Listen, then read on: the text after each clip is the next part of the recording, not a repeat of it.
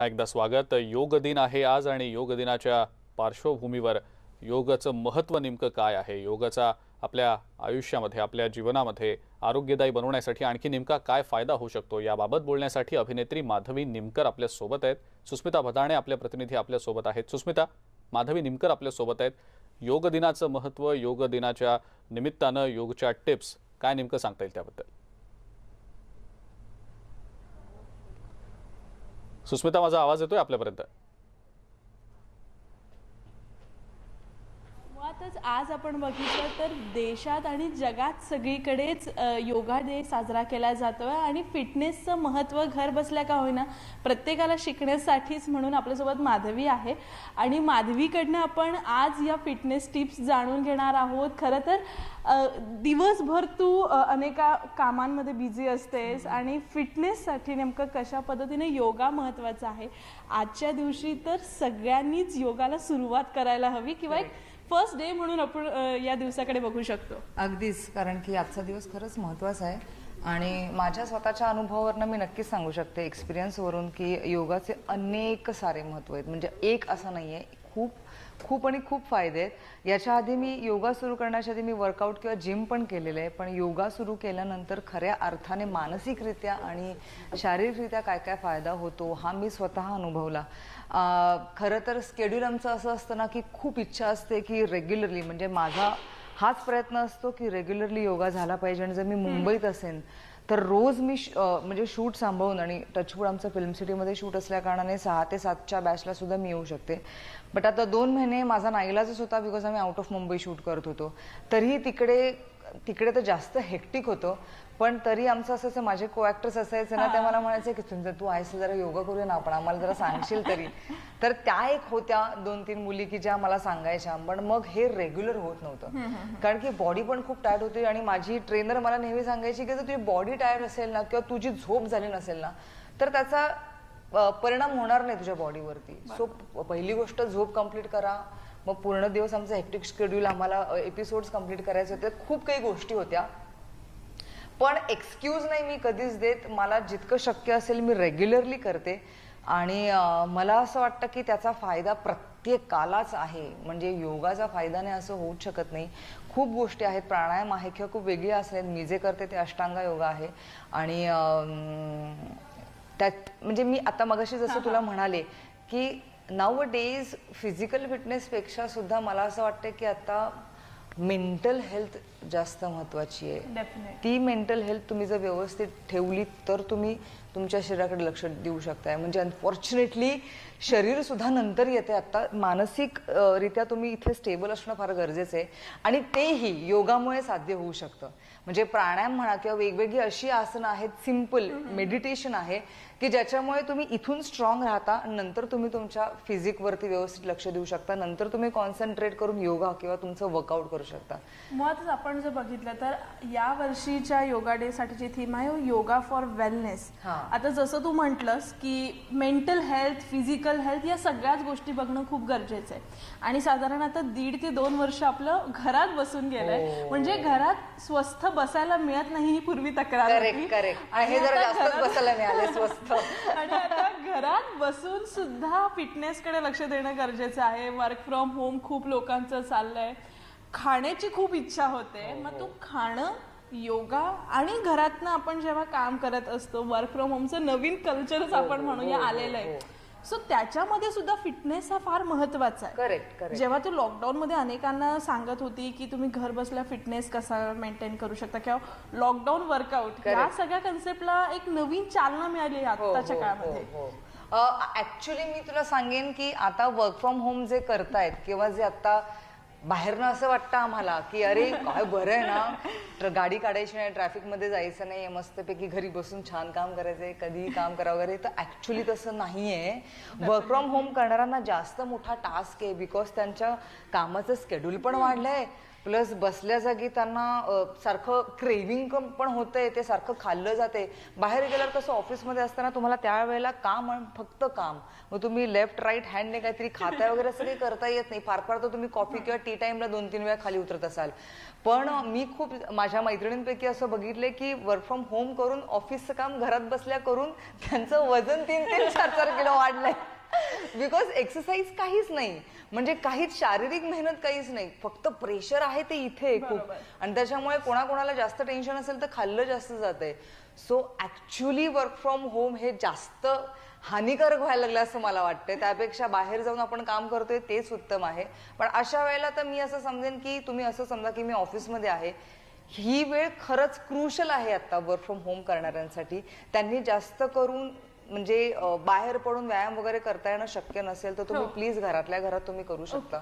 आता आपण तर योगाचा फिटनेसच्या सगळ्या गप्पा तर कायमच होतात, पण सुरुवात कशी करायची? तर आता आपण सगळ्यात आधी आपल्या प्रेक्षकांना बेसिक तुमच्या योगाची सुरुवात कशी असायला हवी, किंवा पहिल्याच टप्प्यावरती योगा साधा सिंपल कसा असायला हवा हे तुम्ही दोघी मिळून आम्हाला समजून म्हणजे सांगा. मी आता तुला म्हणणारच होते, मी इंट्रोड्यूस करून देते. मी हे सांगण्यापेक्षा माझी ट्रेनर आहे, माझी टीचर आहे, जिच्यामुळे मी आज इथपर्यंत पोहोचलीये, जिने मला अशी दिशा दाखवली की योगा करायचा ना बाबा, हे करायचं आणि मी सांगते तसं करायचं तर सगळं व्यवस्थित होणार. आणि मी ते प्रामाणिकपणे गुड स्टुडंट सारखं तिचं ऐकलेलं आहे, त्याच्यामुळे मी इथपर्यंत पोहोचले. रीमा प्लीज ये. रीमा वेंगुर्लेकर. अच्छा, रीमा आता आपल्याला सगळं करून दाखवणार आहे. रीमा आणि तू माधवी दोघींनी मिळून आता सुरुवात करा. आमचे प्रेक्षक सुद्धा एक्साइटेड आहेत या सगळ्या योगा डेला तुमच्या सोबत. रीमाला रिक्वेस्ट करेन की बिगिनर जे आहे, ज्यांना आज सुरुवात करायची आहे योगाला, किंवा ज्यांची इच्छा आहे की योगा सुरू करणं किती गरजेचं आहे, तर त्यांच्यासाठी रीमाने सांगणं फार गरजेचं असं मला वाटतं प्रेक्षकांना, की तू काय सांगशील जे बिगिनर्स आहेत आणि त्यांना योगा सुरू करायचंय. Yes. So like for example मी बघते आता लॉकडाऊनमध्ये बरीच लोक, बिकॉज आपण ह्या सगळ्या करोनामध्ये आहोत आता, तर लोक खूप फिटनेस अवेअर झालेले आहेत की आता आपल्याला काहीतरी केलं पाहिजे, कारण का this is a need of an hour ना. तर मग हे मनात ठेवून आणि हे डोक्यात ठेवून मी बघते, भले ऑनलाईन का असून दे पण लोक करतायत. ओके, नक्कीच, so so keeping that in mind, मी नाही म्हणत की जर तुम्ही बिगनर आहात तर अगदीच सुरू करा तासभर एक्सरसाइज करून, पण सुरुवात करायला हवी. 15 मिनिटं पण स्वतःसाठी दिली. डेफिनेटली. तर सुरुवात होणं खूप गरजेचं आहे. चला आपण सुरुवात करूयात. तुम्ही दोघी आणि आपले अनेक प्रेक्षक आज योगा डे एकत्र सेलिब्रेट करताय. चला. येस, प्लीज प्लीज, चालेल. सूर्यनमस्कार पासून तू जसं सांगशील तसं. फाईन. आम्ही अष्टांगावाल्यांचे ए आणि बी सूर्यनमस्कार असतो, सो आम्ही तेच करणार आहोत आता. हातीच्या हातात दिलंस तरी चालेल, म्हणजे शिकन नाही, मी धरते, तुम्ही बोला. चालेल. मी करेक्ट आहे पोझिशन? या, रेडी? सो चालो. मॅटच्या पुढे ये एकदम. ओके, सो एकम इनहेल, हँड्स अप. द्वे exhale, go down, head inside. त्रीणी inhale, head up. Chatwari, walk or gym back. Chaturanga. Pancha, inhale, lift the chest.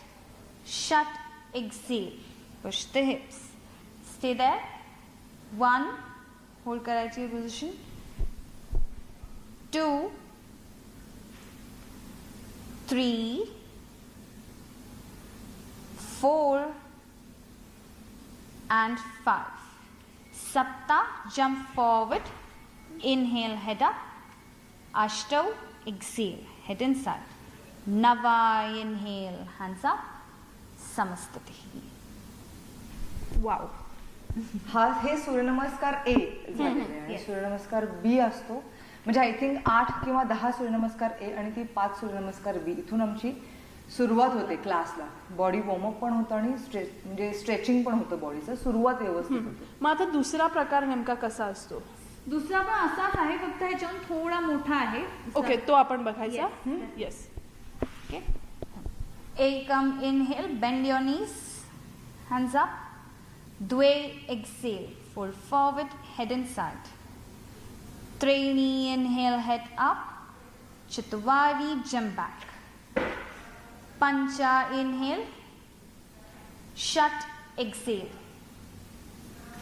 सप्ता, right leg, inhale, hands up. Ashtav, exhale, Chaturanga. Nava, inhale. Dasha, exhale. Ekadasha, left leg. Inhale, hands up. Dvadasha, exhale. Chaturanga. Trayodasha, inhale. Chaturdasha, exhale. Stay. 1, 2, 3, 4 and 5. Panchadasha, jump. Inhale, head up. Shodasha, exhale. Saptadasha, bend your knees. Hands up. Samastati. Wow, म्हणजे सूर्यनमस्कार तर सर्वांगासन आहे, सगळ्या स्नायूंसाठी ते महत्वाचं आहे. पण जेव्हा तुम्ही घर बसलेल्या किंवा प्राणायाम असेल किंवा इतर अनेक योगाचे प्रकार आहेत की जे तुमच्या मेंटल आणि फिजिकल हेल्थला महत्वाचे असतात, तर घर बसल्या तुम्ही बसल्या जागी म्हणजे अगदी तुम्ही ट्रॅव्हल जरी करत असाल तर कुठले योगा प्रकार आपण करायला हवेत की जे फार सोपे आहेत, अगदी 10-15 मिनिटे देऊन करता येऊ शकतात? अगदी म्हणजे हे रीमास खूप चांगलं सांगेल. सो अगदी 10-15 मिनिटच द्यायचे असतील तर मग मी म्हणेन की 4 ते 5 सूर्यनमस्कार अँड फॉलोड बाय प्राणायाम. अच्छा, प्राणायाम नेमका कसा करायचा ते तुम्ही दोघी करून दाखवाल? हो हो, चला.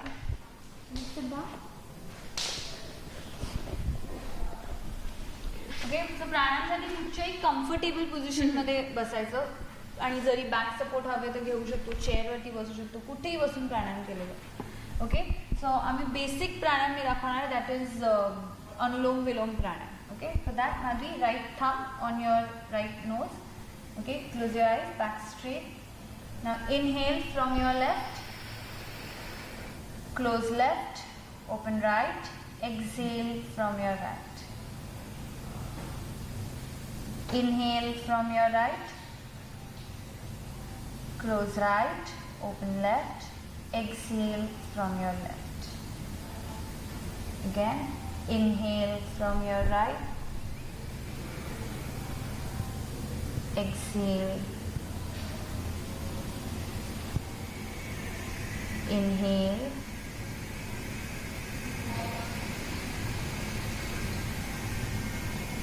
and exhale. Relax. Actually Anulom Vilom म्हणजे असं वाटतं मला की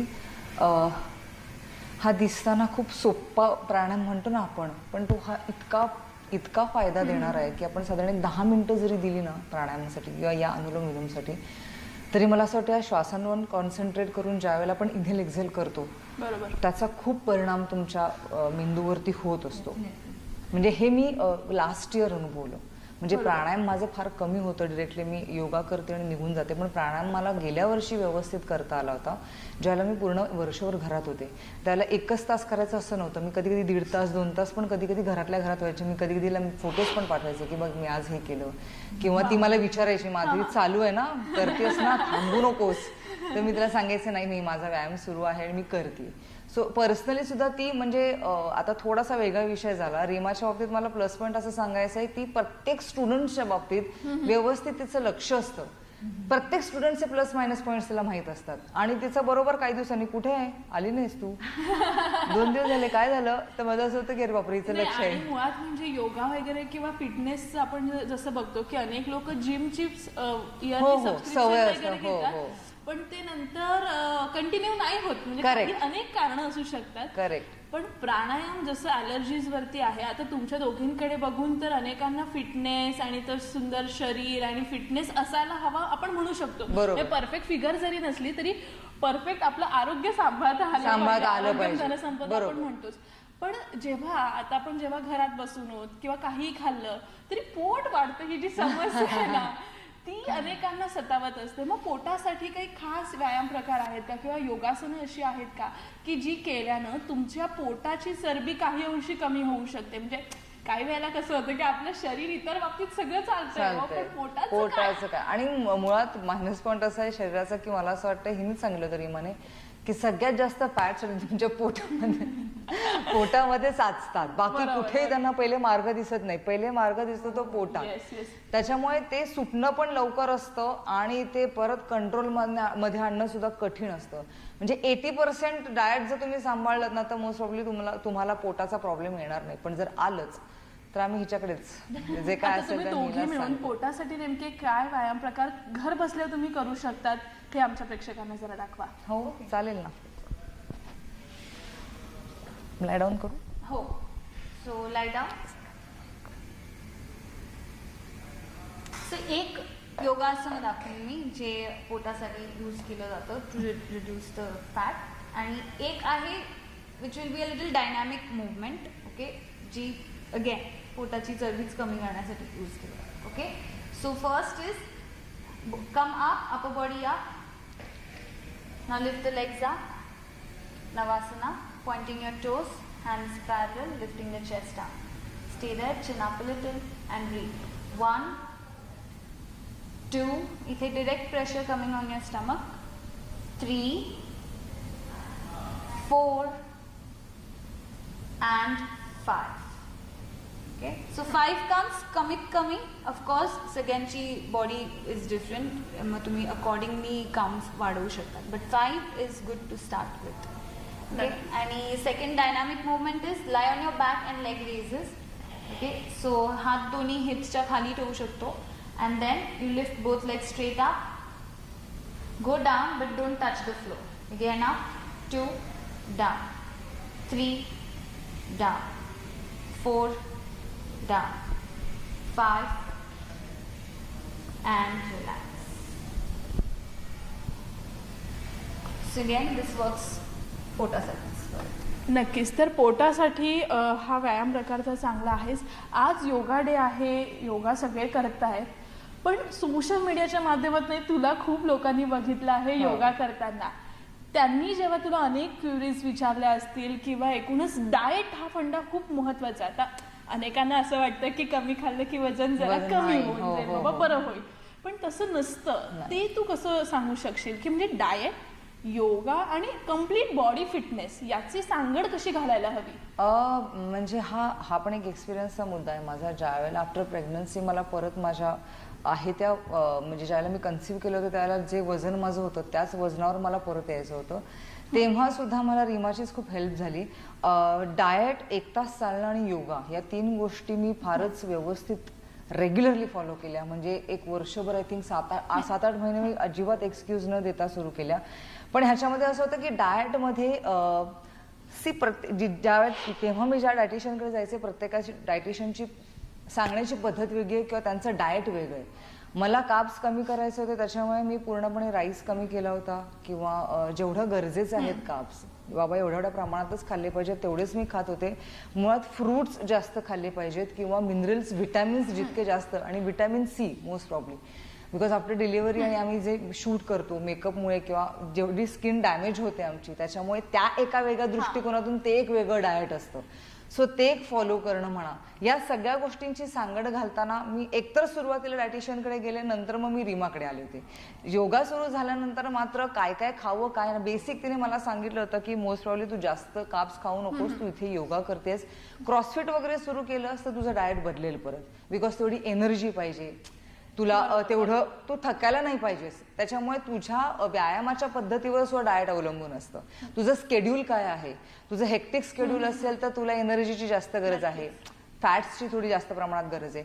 तर हे सगळं व्यवस्थित ताळमेळ साधून ती पण मला डाएट द्यायची, माझ्या डायटिशियन्स पण मला डाएट द्यायच्या. पण बेसिकली नॉर्मल डाएटमध्ये if I am not wrong Reema oily जास्त खाऊच नाही. म्हणजे मी तर म्हणेन अवॉइडच करावं. बॅलन्स डाएट एकूणच असायला हवं. तुम्ही जास्त वेळी न खाता वेळेत खा आणि व्यायाम करा. हे this is easier way, best way. नक्कीच. तर माधवी सोबत, रीमा सोबत आपल्या या फिटनेस गप्पा अशाच अविरतपणे सुरू राहणार आहेत. पण मला वाटतं आपले थोडेसे योगासनं झाली आहेत, आणखीन काही शिकायचे आहेत. त्याच्यासाठी थोडा आपण एक ब्रेक घेऊया आणि अधिक अपडेट्स तुम्हाला मिळणार आहेत न्यूज 18 लोकमतवरतीच. तर आपण ब्रेक नंतर पुन्हा भेटूयात.